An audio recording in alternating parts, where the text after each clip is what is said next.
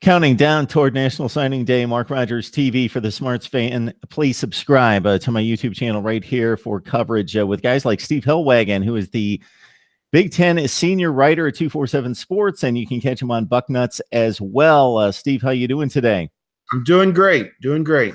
All right, counting down toward National Signing Day, we are just about 3 days away, and Ohio State and Georgia seem to be the two vying for the #1 class in college football. But as we were talking about before we started to record, #1, #2, they're landing a load of talent and trying to add those extra pieces that could make it a really special class. No question about it, Mark. And again, whether it's #1 or #2 when the dust clears on Wednesday afternoon or Wednesday night, it really doesn't make that big of a difference one way or the other. They're getting a ton of great players in this class already, with 12 in the national top 100, which is about as many as I can recall Ohio State having in a single class. And I know that they are still in the running for at least one more national top 100 player, with Nicholas Petit-Frere, a offensive lineman out of the state of Florida. So I could move to 13 if he decides to come to Ohio State. So, I look at what Urban Meyer's track record has been in his time as the head coach at Ohio State, and he's had nothing but success in terms of recruiting. All of his classes have been in the top 10 since he arrived in 2012. And all but one of them have actually been in the top 5. So this explains how you're able year in and year out to compete for championships and berth in the playoff and so on, because of the talent that you're adding to the program year in and year out. Yes, all the classes have been exceptional, and then they proved it on the field, some more than others, of course. There's that famed 2013 class.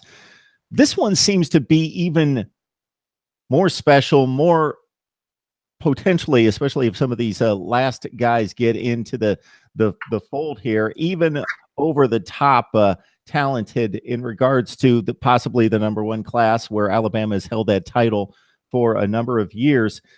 Considering maybe the I don't want to see the negative feel around the program, because that's certainly not the case. But in terms of national perception and Ohio State maybe just being down a rung because Alabama's chosen by the committee and they missed out on the playoff, and the Big Ten missed out on the playoff, and a lot was made of the Clemson loss the season before, and in that fashion affecting the perception, just not by the committee, but the kind of national media and the fans, just to have this sort of over-the-top class coming off the heels of just that down perception on Ohio State and the Big Ten. Yeah, Mark, I think that this comes back to what Urban Meyer is able to do as a recruiter, how hard he works at it, how important it is to him. He was out on the road. He was cited in 4 or 5 different states, including seeing a player from Rhode Island this past week. So he was all over the map. Maryland, Florida, Michigan, all these different places, trying to wrap guys up and also look toward 2019 as well. So he is very demanding of his staff in terms of recruiting. And when you look at it, the results, as we said a moment ago, with one top 5 class after another, they never have a bad class at Ohio State. I think a lot of it comes back to Mark Pantoni, a guy who works kind of behind the scenes. He's not one of the 10 assistant coaches at Ohio State, but he is the recruiting coordinator, and he really kind of guides Coach Meyer and the assistants through the process hand in hand. They make the evaluations. He makes all of the provisions, so to speak, to make sure that all the I's are dotted, the T's are crossed. It's quite a machinery they have there at Ohio State in terms of recruiting. I think that's the lifeblood of any program. And you can say what you will about up, down, side to side. Generally, Ohio State's finished each season in the top 5 for Urban Meyer. And of course, beat USC, the Pac-12 champion, in the Cotton Bowl this past year. So, they've been there, 12 wins, all but one season under Urban Meyer. Very few of the teams nationally can say that over that same 5 or 6 year period. So maybe Alabama could say it, but that's about it. So the Buckeyes have kind of held their own. I agree. They won one national championship and probably had the team to win at least one more, and in position to even do more than that. But I would agree. I think, talk to Clemson. Why didn't they win it this year? I mean, it's any number of things kind of come into play. Talking with Steve Helwagen, got him on the line from 247 Sports. He is the Big Ten senior writer there. Also catch him on Bucknuts as well. I'm looking at the 247 outline on Nicholas Petit-Frere, the #1 offensive tackle. That's according to every major service, the 247 composite as well. What's interesting here, and we're going to give one test to the Urban Meyer effect here, because according to the 14 predictors, Ohio State's not on the board right now, Steve, but with that final visit, Ohio State gets that final impression before National Signing Day for the #1 offensive tackle. That would certainly be an amazing get coming in the back door there. Yeah, Nicholas Petit-Frere, just an outstanding prospect from Tampa, Florida, Berkeley Prep School down there. #7 ranked player in the country, 6'6", 275 pounds. I think there is some sentiment that with that frame that he can add more weight, more bulk to his frame, obviously. And really, he's got the NFL prototype size already. It's just a matter of development, continuing to get better, continuing to get stronger, continuing to get quicker, all these other things. And for him to be #7 in the country overall, that includes all positions right now in the 24/7 composite, really says a lot. I know that Florida, Notre Dame, Alabama, Ohio State, those are the 4 teams that really have kind of come to the forefront for Nicholas Petit-Frere. I think Notre Dame is probably, in a lot of people's mind, one of the teams to beat, because he is very much in tune academically and wants to attend a school where he'll be challenged academically. Not to say anything about any of the other 3, but Notre Dame is outstanding school academically. Ohio State's getting kind of the last crack at the apple. They've got him visiting on an official visit this weekend to Ohio State. You know that Urban Meyer and his staff and the players that they have hosting Nicholas Petit-Frere will pull out all the stops to try and show him a great time on campus. The official visit process, they've got it down to a T, obviously, and showing the player the facilities, the campus, how they'll fit in. I'm sure he would work with the offensive line coach, Greg Studrawa, quite a bit about his positives, his negatives, and everything else with his game, and how they could use him and how they could fit him in there. And then he's going to go back home, and he's going to have a tough decision over the next several days. Apparently, the way we understand it, he's going to announce at 10 a.m. on Wednesday as part of ESPN's coverage, live coverage from his school, presumably at 10 a.m. So we'll get the verdict for Nicholas Petit-Frere early on signing day, and then it'll be cause to either have a very long lunch and celebrate, or go back to work and get back to work on what's going on for 2018. So, yeah, Nicholas Petit-Frere with a difficult decision amongst a host of high-caliber programs looking at him. Rasheed Walker, another top-notch offensive tackle, #3 rated according to 247 Sports out of Maryland, seems to be making his decision a clear-cut one between Big Ten East rivals Ohio State and Penn State. Yeah, it is a kind of a Big Ten powerhouse battle there. I think Virginia Tech was also involved with him at one point. He's the #65 prospect in the country, and it would be definitely a coup for Ohio State to get him out of Maryland. Maryland has been a stronghold, I think, for Ohio State and Larry Johnson in recent years. Larry Johnson, the longtime assistant coach for a while at Penn State, and then, of course, now at Ohio State. And he's been involved with this recruitment, even though he coaches the defensive line. They've had Greg Studrawa, the offensive line coach, and Urban Meyer. The 3 of them made an in-home visit with Rasheed Walker this past week. James Franklin also made an in-home visit for Penn State. And now the waiting game begins for Rasheed Walker. Where is he going to land on National Signing Day? I do not have an exact time or date yet for when he will plan to announce. But certainly that'll be one that Big Ten fans, Ohio State fans, Penn State fans will be looking, because he is a key piece. Obviously, if the Buckeyes could land one of these two outstanding offensive tackles, either Rasheed Walker or Nicholas Petit-Frere, it would be outstanding. The Buckeyes currently, Mark, only have two offensive linemen in this class, Matthew Jones and Max Ray. They took three offensive linemen last year with Thayer Munford, Josh Myers, and Wyatt Davis. So I think that they would really like to add another one to increase those numbers. And, of course, everybody knows they missed out on one of the top offensive linemen in the country, Jackson Carman, from Fairfield, Ohio, down near Cincinnati. He picked Clemson for the original, or the early signing day back in December. So maybe to cushion that blow, if they could add Nicholas Petit-Frere or Rasheed Walker here at the on the regular signing day or national signing day, however you want to put it, that would be a great coup, I think, for Ohio State.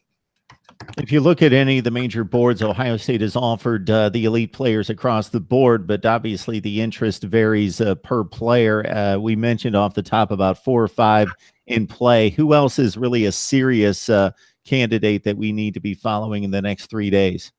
Well, you've got a defensive end or a linebacker prospect, Javante Jean-Baptiste. I don't know what it is with all these French names that they're involved with, but the French must be great at football, I suppose. From Bergen Catholic in New Jersey.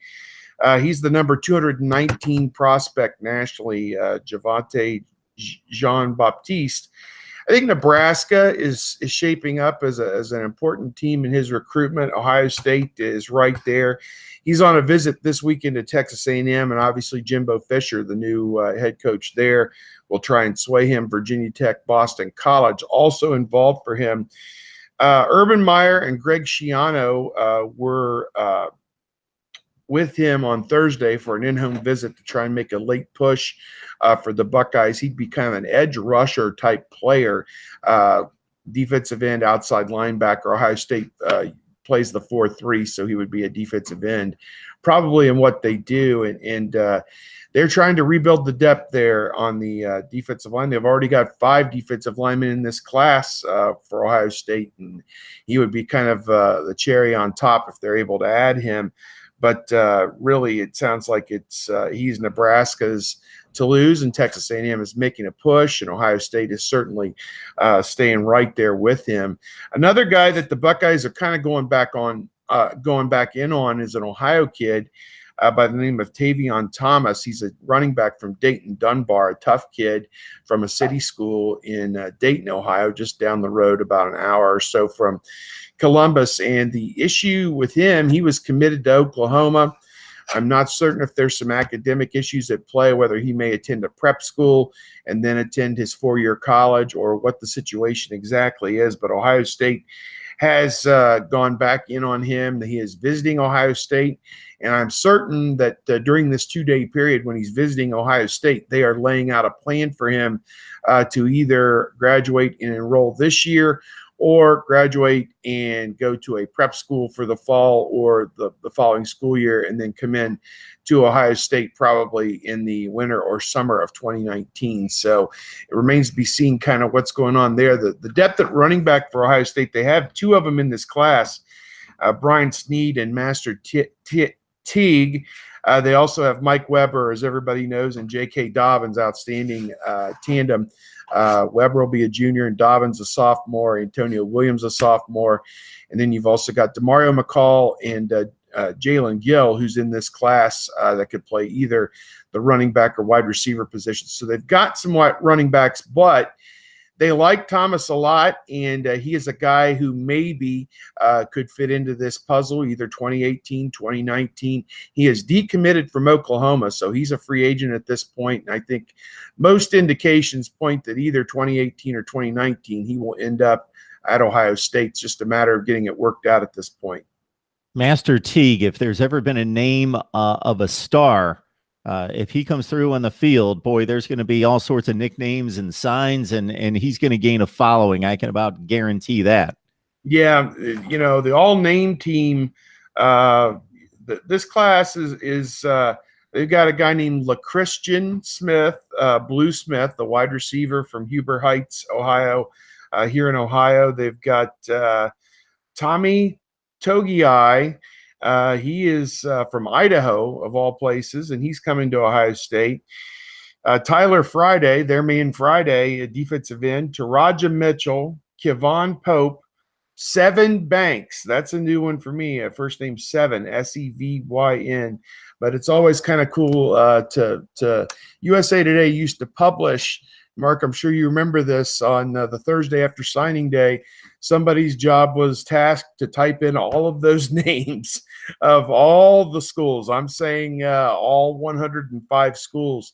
They would publish the complete list of signees, and it was always kind of cool back in the day to go through those lists. I had a buddy that I worked with years ago at Buckeye Sports Bulletin. He'd go through and come up with his all-name team of guys who'd signed all over the country, and it was always kind of cool to go. I remember one of them that went on to great fame was Takeo Spikes, and we always said if he wasn't happy, he was going to Takeo his spikes and go home. So, yeah, you see some different names here and there.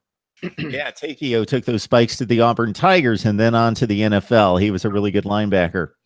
This Jean-Baptiste kid, man, Steve, when you've been watching as much college football as we have for so many years, you lose track of names, and there's so many jumbled up in my head. I believe his father played at Nebraska. I tried to look it up, but I'm almost positive his father played at Nebraska.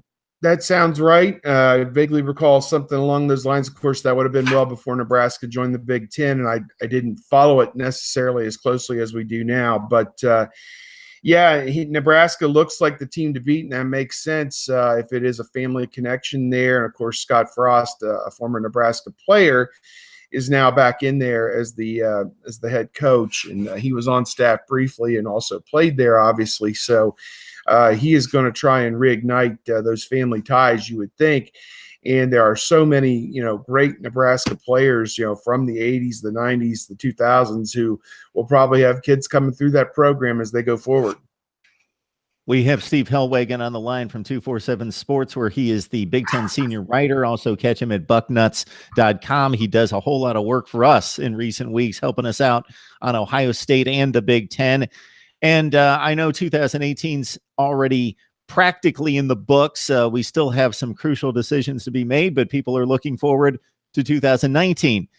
Steve, you mentioned Togiai from Idaho, which Urban Meyer mentioned in a news conference a few weeks ago that he thought he had made maybe one other trip to Idaho when he was at Utah, but that's a rare one because if you look at these states, Texas, California, Florida, I saw a statistic where they make up almost 40% of the elite 300 in the country. And then, of course, Georgia, Ohio, Pennsylvania chime in.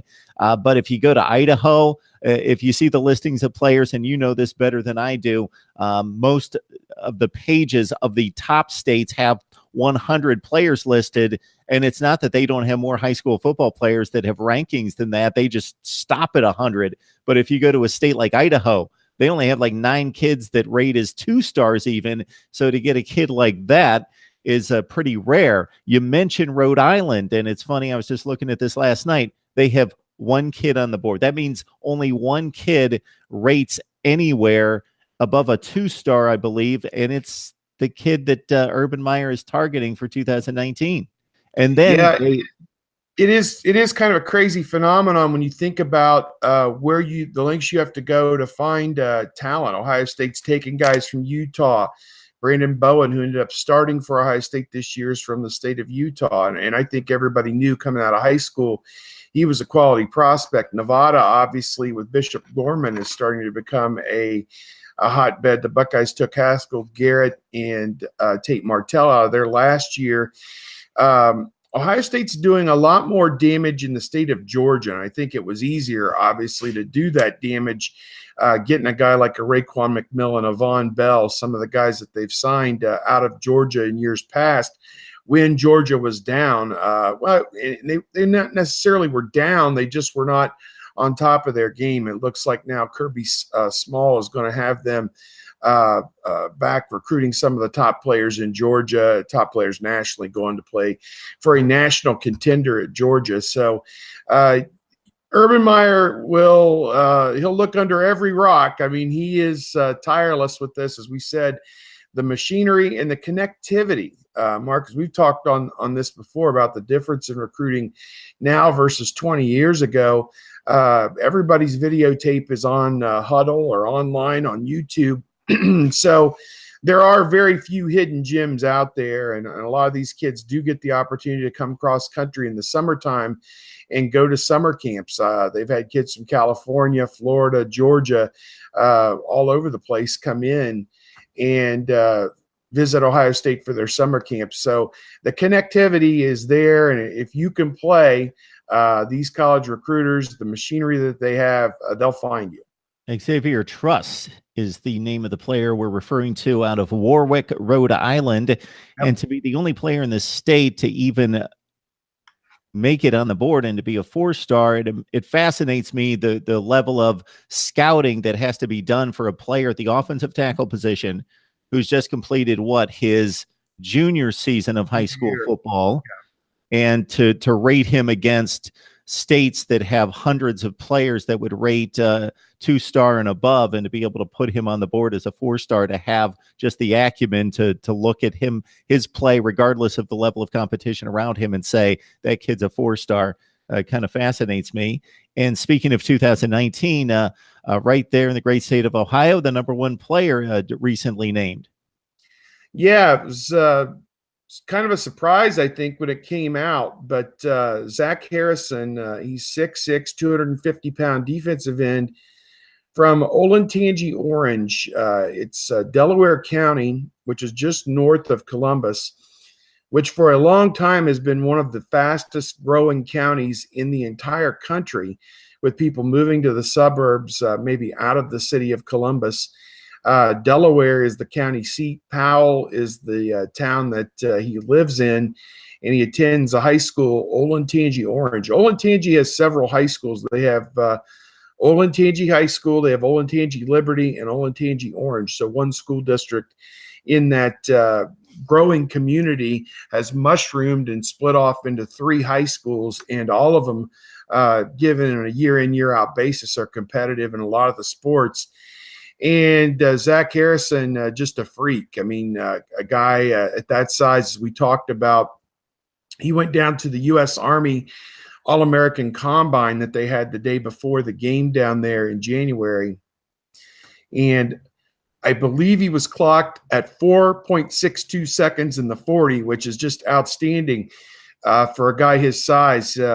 Steve Wiltfong from our staff did a great feature on him. His coach, Zeb Schroeder, talked about how 2 or 3 years ago when he was a freshman, he struggled. His feet were so big, he struggled doing what they call lunges, which is kind of an agility thing, you know, to get the guy's footwork and everything going.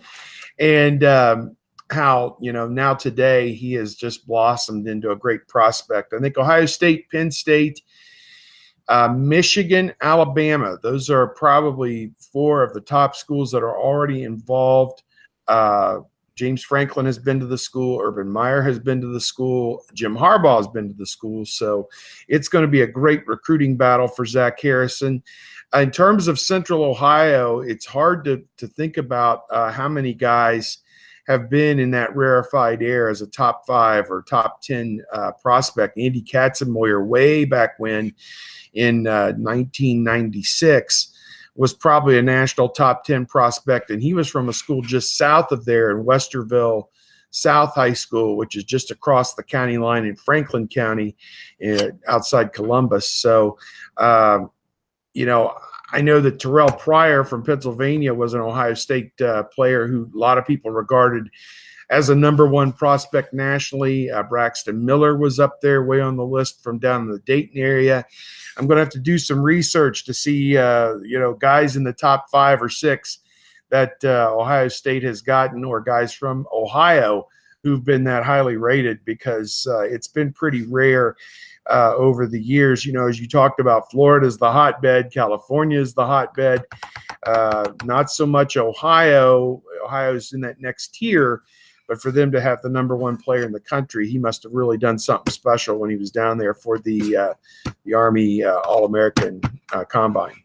All right, everyone, as you get set for National Signing Day, and keep in mind about 10 to 15% of the guys are still on the board, and leave a little higher percentage for the elite players, the top 300. You got to follow them on 247 Sports. Also, Steve Helwagen as the Big Ten senior writer there, and at Bucknuts as well. Steve, we always appreciate the insight and the information. It is a good discussion. Yep. No problem, Mark. Anytime.